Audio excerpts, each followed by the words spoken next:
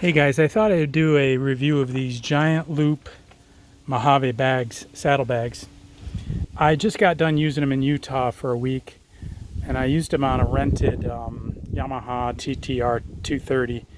But this is my WR 250R, and you can put them on all sorts of dirt bikes, especially with this type of fender. I actually put blue tape on this for a previous bag I put on here just to protect the plastics a little bit, but I give these bags a really high rating because they held up great, and I was kind of hesitant because of the zippers, which obviously haven't really tested them thoroughly, but as you can see, install wise, this rubber strap is kind of the key.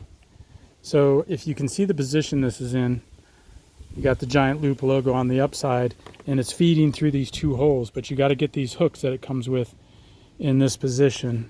Can you see that? So you can bite the fender. This is kind of the key to this thing. As you can see, you can really do a good job of biting that fender with these things. Once you get it on there, you just gotta take this thing out of its hook, kind of position it so that you can get some drawdown on it. This one's set up for a narrower fender, but reposition this thing so you can get some drawdown on it, reclamp it or rehook it. And the blue tape's not a bad idea if you want to protect your fairings. And then once you get that in there like that, those hooks, you can see that biting tension right in there. The thing bites nice. So you don't got to go crazy. Mine held up and didn't budge an inch the whole time. So once you've got that done, you know, this extra strap, you know, obviously it doesn't really matter if it's here. You can tuck it in or something, or whatever. Fish it back through here. And once you've got that in, I'll show you over here if I can get you, well, on the TTR 230, let me see if I can drop this down for you. There we go, a little lower. You've got these other straps here, as you can see. And on the TTR 230, it had this frame. So you want to just draw these forward. So I would probably go to this frame here, and you can just loop around that and come right back up and noose these things. So now you've got the tension you need. And these little straps, as you can see here, are for once you load it up, you can pinch down with these. They're really easy to use and tighten down on your stuff. But basically that's it. So once you clamp it on the rear and you're drawing this forward, obviously that fender in the rear is tapered backwards, so you're kind of pulling it all together. And I could have mounted this further forward if I wanted, but that's probably a pretty good position. Get it out of the way of your butt when you're riding, and your calves and your back of your legs. But same thing over here. You just want to, the one thing you want to do is you obviously want to avoid the pipe, the exhaust, so you don't burn your straps. So this one, you know, it's a good position is right here. You could go through here. This frame, if you guys can see that. Yeah, you guys can see that. And go right back to your bag there. So this is dangerously close to your pipe, your exhaust. So sometimes you might want to bring some metallic insulation tape with you, and or a zip tie.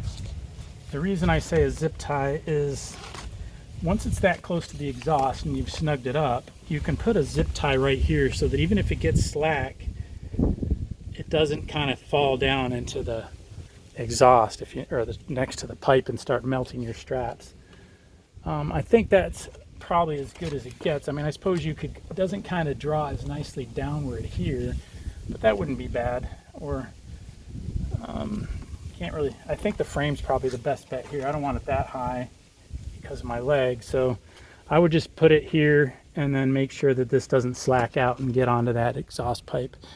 So I really love these bags. They held up. I mean, I jumped the bike, I beat, you know, really rocky roads, rattling all day long. I never had an issue with these things coming loose. And the key is this strap. As you can see, these things, once it's cinched down, that rubber just keeps it taut on this fender, and that's really nice. So I highly recommend these bags. I'm gonna put a link down below for you guys. The other thing I used, which I'll show you, let me get you some height again, is this other little bag that I also got on Amazon. I'll show you real quick. Oops.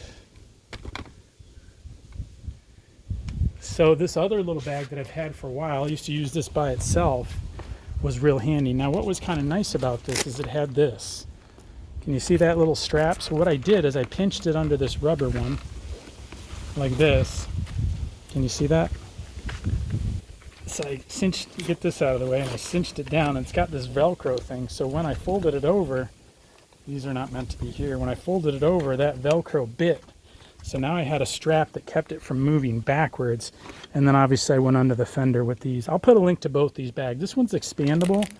It's called a rough and road. I think that's the only brand it is. It was nothing expensive, but it's actually held up pretty good. It's semi-water resistant and it's expandable.